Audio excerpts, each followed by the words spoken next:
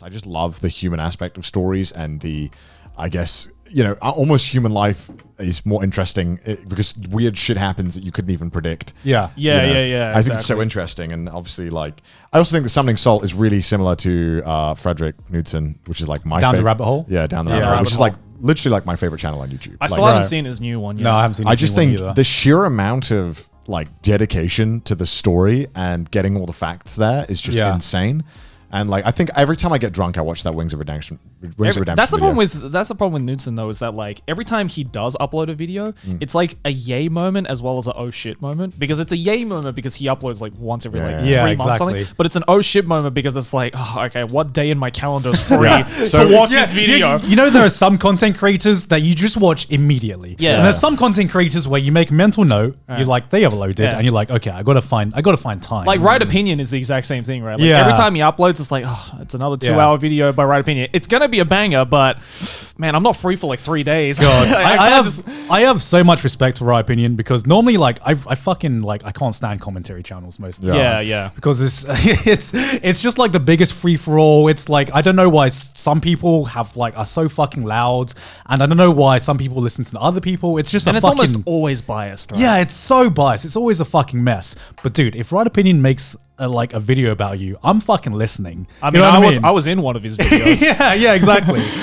Joey. Yeah, I was in one of his videos. Thanks for that, by the way. Like, if I get destroyed by Right Opinion, I'm like, yeah, okay, I did something wrong. My bad. But that's the thing, right? It's like when people were telling me that I was in like a Right Opinion video. Yeah. In my head, I was like, yay and shit at the same time, right? it's like you got a cameo. Yeah, you know I got a cameo, but it's like, is it going to be good? Is my career over? Oh my god. Yeah. Luckily, I was fine. Because he has like such a good skill in breaking down the key components about what, you know, someone's like personal mistakes and making, he just tells it how it is. Right? Yeah. Without like, he is obviously biased, but every time he is like has any kind of bias in it, he says it up front, and he in the end he lets the viewer make their own opinion rather than telling the viewer how you know what opinion they should have. Like, he presents the facts, he presents his biases, and then he doesn't say, hey, you should fucking hate this person. He just says, you make, you know, it's kind of like you make your own opinion. Right, you know what I mean? Right. I mean, I obviously I watched the fucking 4-hour video in one go because I was fucking dying that day.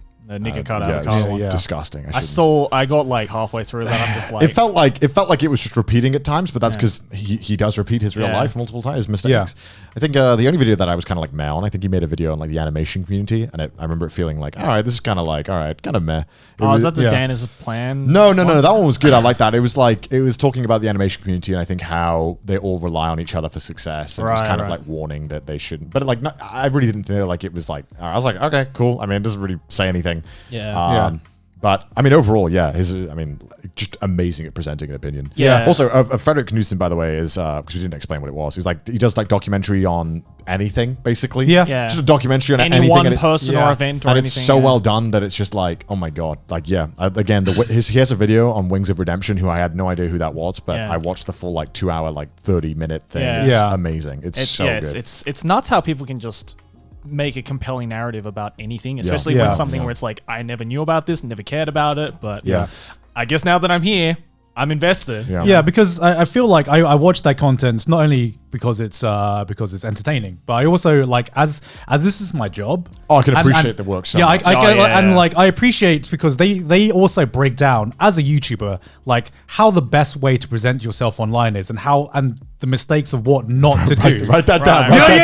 That's exactly the point, right? Because they break it down in such they break it down so well that you can, like, if this is your job and like social media is your job, then you can literally take advice about what not to do and the mistakes that other people have made. It's like a self-help guide. It really is. All right, don't do that. Noted.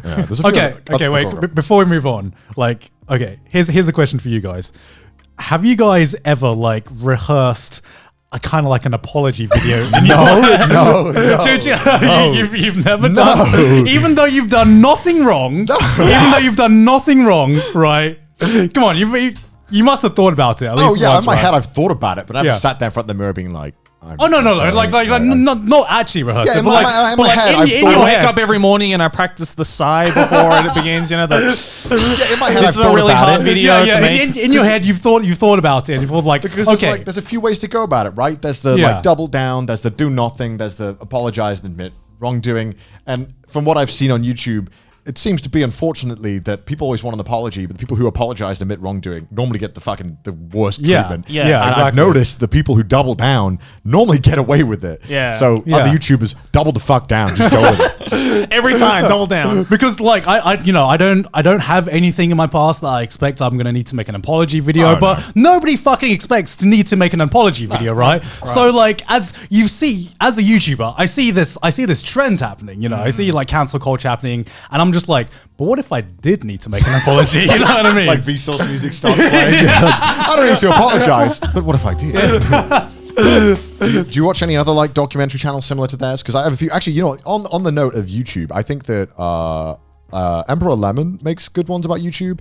I don't know if I know his name. I've probably seen a few of his stuff. But I feel like his presenting style I don't really gel with, but I think the way that he talks about YouTube, Yeah. I think is really well done. Yeah. and he's clearly someone who is. I guess I can see parallels between me and the way that he talks about the internet and the way that like I was, you know, from like age 10, I was glued to the internet. Yeah. He talks about like, you know, how, you know, realistically, let's say, I think he made a video about YouTube likes. Right. So, you know, on paper, if you see 90% likes to dislike ratio, any mathematician would be like, that's great. That's 9 to 1. But a YouTuber sees that and thinks, oh, fuck. Why isn't it fuck. 95? Yeah, Exactly. So he basically like did a whole video explaining how like the actual YouTube like ratio system is like 99% is good, 98% is you've probably pissed off a little bit of your audience. Yeah. 95 is you've probably said something a little bit bad, Yeah. and anything below 90 is like you fucked up. Yeah. Which is true. It is. And It it's is great. definitely true. And he made a video as well that was really well done. I don't give a fuck about NASCAR. He did a bit of thing about NASCAR. It was really good. He also made a video about Hungrybox, a Smash player. Yeah. And that was a really, really good documentary. I do like watching. I'm not subscribed to any of them, but I do like watching like Smash compilations every now and then. I mean, the Smash documentary that came out years ago was amazing on YouTube. Oh, that one was really was good. that the 4-hour Smash documentary? Yeah. That was the documentary that got me into Smash. into not just got me into Smash, but got me into YouTube documentaries. Yeah. As well. I don't know who made that, but it was like this very famous 4-hour Smash documentary that is like way out of date now because it detailed like the very, very start of the Again, Smash a human community. story. Good Yeah, shit. it is. It built up the characters of the story, and Yeah. it did it. Other channels, if you guys like Frederick Knudsen, I know you probably don't know these channels. There's Anxiety War. I don't know if you've heard of them. No, not Anxiety War. Sorry, fuck. There's the. I don't subscribe to a lot of the documentary like, ones because again they just take up so much time. There's right? not Anxiety War. Sorry, I talk about him though later. He's fucking strange. Yeah. Atrocity Guide. She does videos similar to Frederick Knudsen. I know that name. Her voice is so fucking chilling and creepy that even the ones that aren't scary feel scary. And it's like, all right, what's gonna happen? What's gonna happen? Very good.